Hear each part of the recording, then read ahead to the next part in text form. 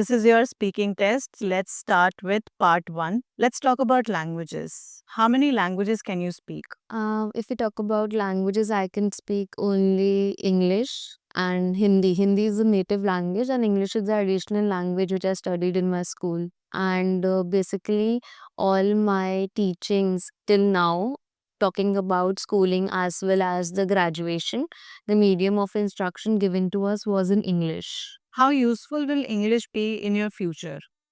I presume it will be very useful for me in future because if I consider myself relocating to another country, whether it would be any part of the world, English is the common language spoken by all the natives living on the countryside or foreign countries also. And yes, keeping English on the safe side, I could presume getting onto various possibilities. Whereas my native language, Hindi, it is only used in India.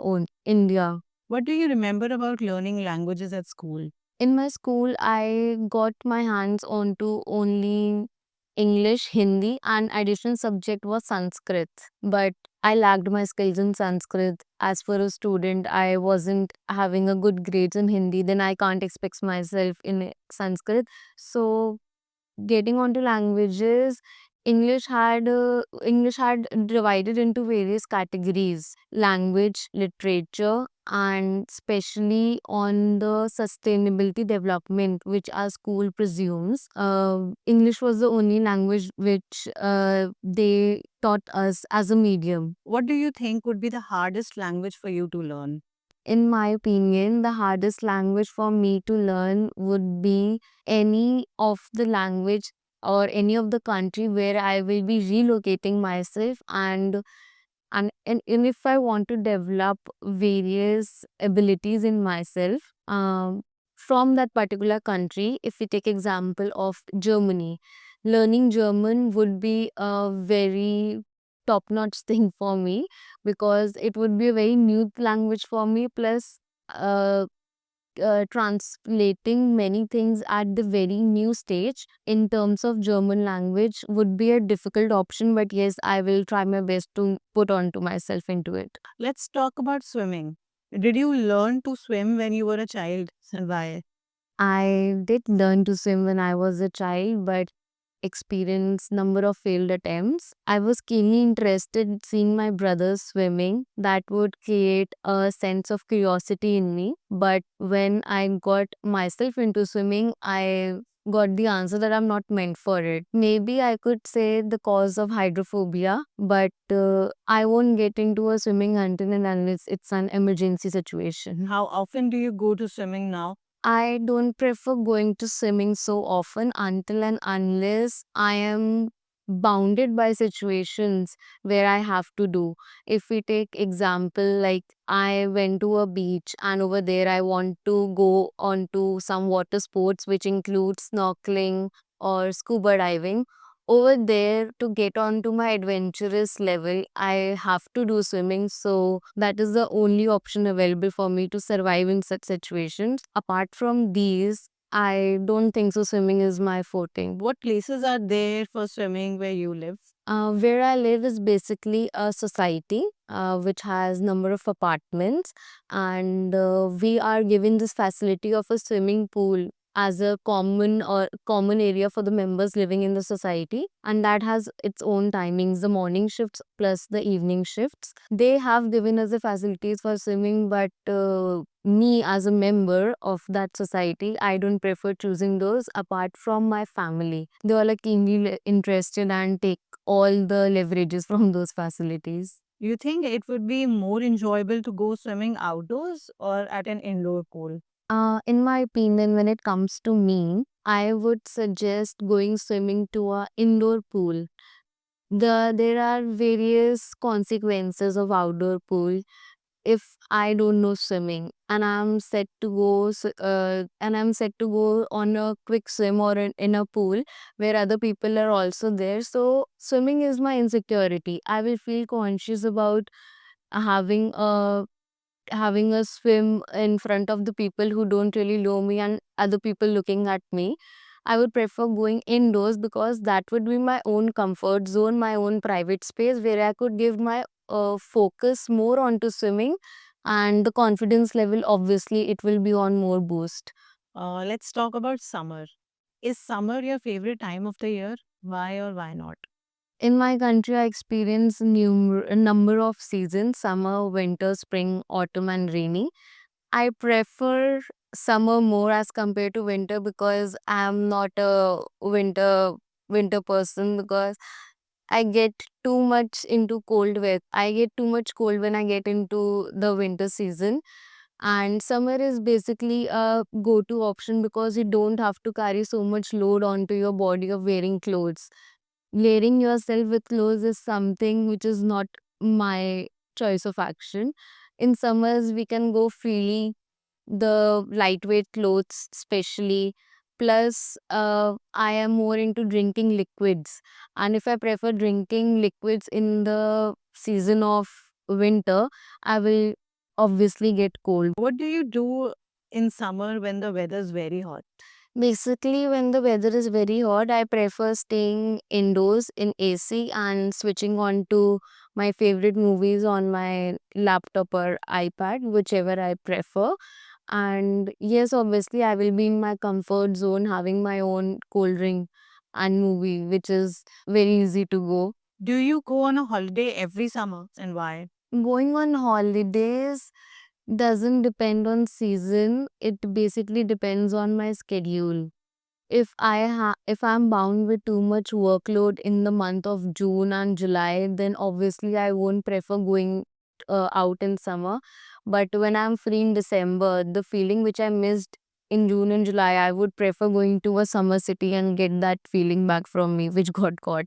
That was the end of part one. Moving on to part two. So you'll have to speak on a topic. You'll have 1 minute to think about the topic and 2 minutes to speak on it. Your time to think starts now.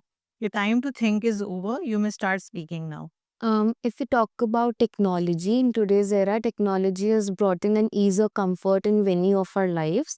In my experience, I would like to share. Uh, my ex- uh, in my experience, I would like to share my doing with a microwave oven. I got that oven very back in 2 or 3 years. That was basically a Diwali gift from one of my family member, and I started using it because the ease of comfort which it used to give me. Gas was no other a competition in front of it, because when we use oven, we get the things very quickly, very quickly hot, or the utensils don't even get that much burn or spoiled as compared to the gas.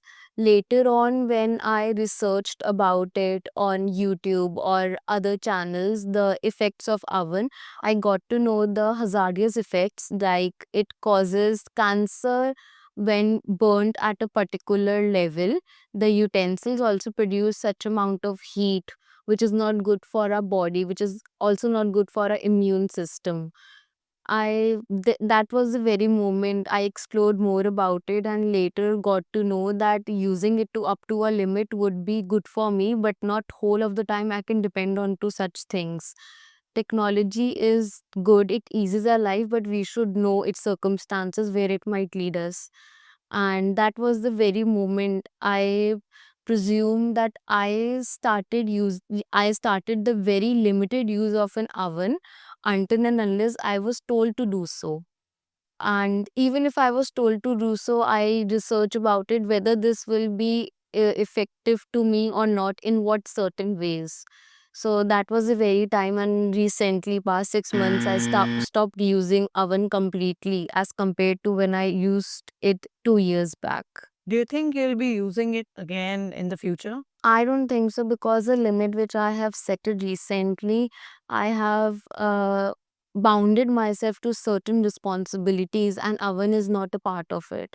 And even if I see people around me using oven to a more than a limit which is not good for us, I will suggest them the same. What would you advise on the usage of microwave to kids? To kids, as compared to adults, kids are more delicate with the substances or with the subjects which they have to be addressed to. Even of on medicines we see it is written to be keep away from the kids. If things like medicines are coming with precautions and certain warnings, oven has a very big role when it comes to exposure to the kids. I don't think so.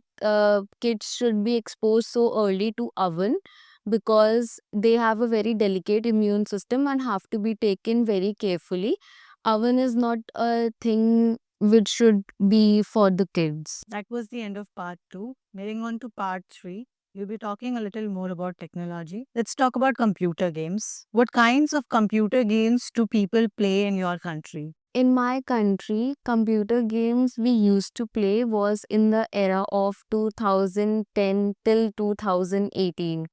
At that point of time, even we were also too much into computer games. For example, Mario, GTA, Vice City, and all. I also gave myself into such games. They were very interesting.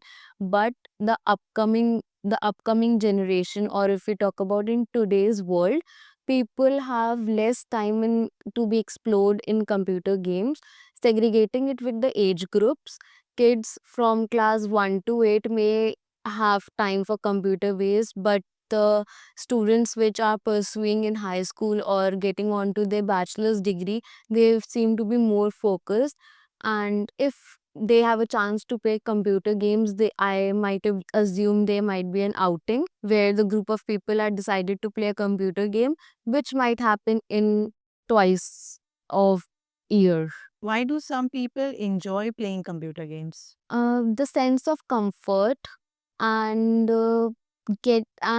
it is a escape from the situations which a particular person is undergoing, because computer games have the tendency to get your mind onto the crap which they are playing on. You have to play it on full focus and confidence to win the game with a particular competitor which you are having at that particular time. So, computer game may ease at that very moment, but too much excess use of computer games will lead a person to lack of responsibility and delay in its own submission times. Do you think all the computer games should have a minimum age for players? I totally agree with the point. Computer games should have a minimum age. Computer games have play a vital role in addiction. Basically, if a person is too much addicted to a particular game, he or she might give their whole of the time to that game only, and neglecting all the responsibility is shouldn't be a forte in today's world, I presume. And talking about certain limit, yes, the screen time prohibitions will play a vital role in such scenarios. A person should allow themselves to a particular screen time for about 1 or 2 hours when it comes to computer game. Apart from that, the it might be hazardous to them, even to their eyesight, even to their body posture, and we can also include the sleep schedule. Now that we have spoken about computer games and the usage of it with kids, we cannot deny the fact that the technology is being used in classrooms as well. So, in what ways can technology in the classroom be helpful? Technology getting exposure in the classroom would be a very good option for the students. Technology doesn't only have its negative things or drawbacks. It could be used in a wise way if the person uh, gets a useful exposure. We could say in classroom, smart classes should be advertised more to the students, because it can be very easy for the teachers. The traditional methods are very time consuming and includes more of a labor work, whereas the technology, the teacher just have to prepare certain number of PDFs. Rather than checking the whole paper, they can switch to an AI link and translate those answer, which involves very limited time as compared to the traditional methods. Most of the labor work was used by the teachers. Talking about the comfort, if the teacher is in comfort zone, he or she might feel more confident and happy teaching the students. And in a certain environment, technology will play a very good role in transforming the world to a better place to live in. Do you agree that students are often better at using technology than their teachers? Yes, I completely agree. If students are given exposure to technology, they might bring certain level of creativity, because if a student is in class 9, he must be born after 2000s in today's world, and the teacher who is teaching them might be of 90s born. So the exposure to technology to the teacher was very late. We can presume the teacher was given late instructions about using the technology, while the student is giving instructions about using technology at a very early age. So reaching on to that teacher's age, the student will bring a new version of himself or herself in a very advantageous way. So students, yeah, are more flexible when it comes to technology as compared to teachers. Do you believe that computers will ever replace human teachers, and why? I completely agree. In the upcoming era, the computers might replace human teachers, because if we talk about the back time, the past time, doctor job was the only job which families used to suggest them. But in today's era, doctors are also being replaced by robots. So it's about teachers. So it is very easy to be replaced by the robots and other things. We can take example of AI. The upcoming AI, they can also provide podcast sessions for the students to get their whole syllabus done at a very quick rate and on a more easy job as compared to the teachers. And I guess if people will find technology more ease and comfort, teachers will be very easy to replace by robots, in my opinion. All right. That was the end of your speaking test. Thank you.